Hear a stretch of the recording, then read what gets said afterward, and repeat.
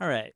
So now comes the good stuff. Now that we have all the groundwork set up, let's actually add the implementation features for our digital bank, for this decentralized bank. So remember, the point here is that we want our investors to come in, they can deposit their tokens, and then they're staking those tokens once they're deposited, and they can receive rewards. So we need to have a function. So essentially what we need in order to do that is we need to create a function in this contract, in the smart contract, where they can deposit these tokens.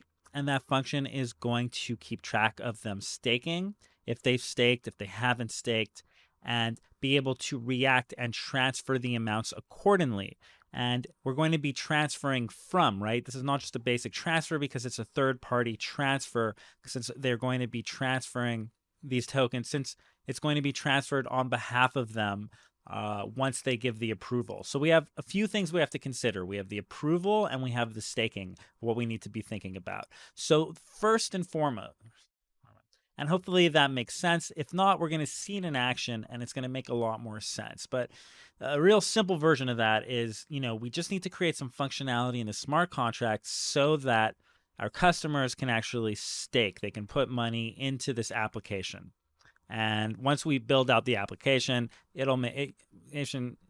we'll see these functions in action. But for now, we just have to imagine them. So let's use our imagination and create a function for depositing this staking. So I'm going to write function, and we're going to call it deposit tokens. Okay. And it's going to take an amount. So we're going to call this viewant. We're going to make this public so it has visibility. And then we're going to have some logic inside this function. And this logic is essentially going to transfer our Tether tokens to this contract address for staking. So knowing that this is the logic, how would we write this? So what do we want to address from this? Well, we want the Tether, right? We want the Tether tokens, right? And we have already imported Tether here, and we've set Tether to Tether here. We've made it public, as well as in our constructor. So what we can do is we can say tether dot, and what are we calling? Well, we're going to call the transfer from function, right? So transfer from, and that gives us already automatically a from, to, and a value. But in this case, our from is actually going to be coming from the global variable here, message, right? In Solidity, and specifically it's going to be a message for contracting for the sender, so the person who's calling it.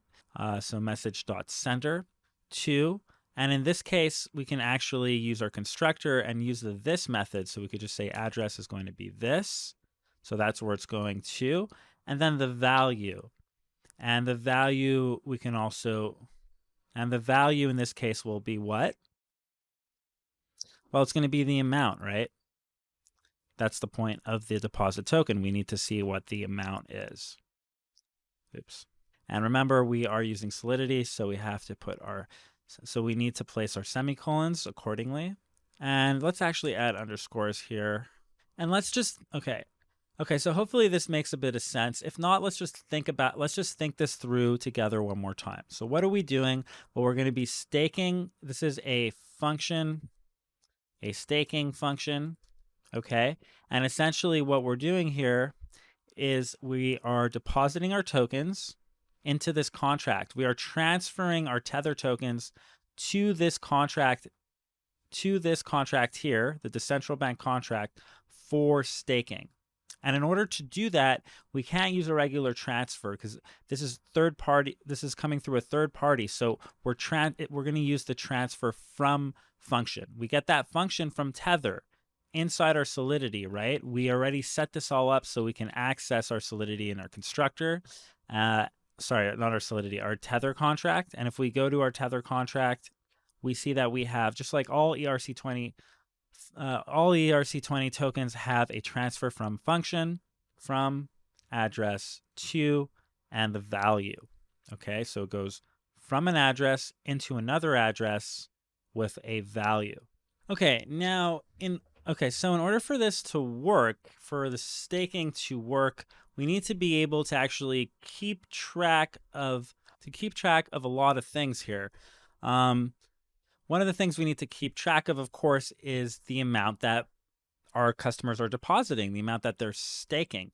Okay, and we can do that actually using again the mapping. So using the mapping method here. So we can bring in our mapping and we can set it up to an address, and that can go to uint, and we can go public and staking balance. Okay, so now we have a key store value set up for the address, that each address is going to get their own unique integer, and we're setting it to a visibility of what the staking balance is. This way, now we can actually start to keep track. So this way we can actually keep track of our staking balances as they change, right? So let's say update staking balance over here, and we're going to do this. We're going to do this by putting in staking balance. And what do we want the staking balance to come from? Well, we want it to come from the person who's using it, the contract, right? And this is going to be equal to the amount, but it also has to be the current balance that we have plus the amount, right? So we're going to do staking balance.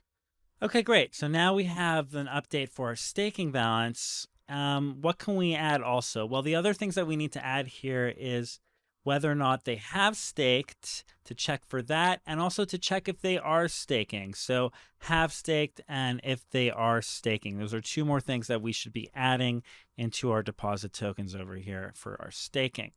And we can create more mapping to keep track of all this. So we can do mapping, and we're going to do address, same thing, to uint. Sorry, and this time, since we're actually checking whether or not they have, what's better to use besides an integer? Well, it would be just true or false. So we can use a bool, public, has staked, and then we can do the same thing with another Boolean and do a mapping, but to see whether they are staking. So is staked.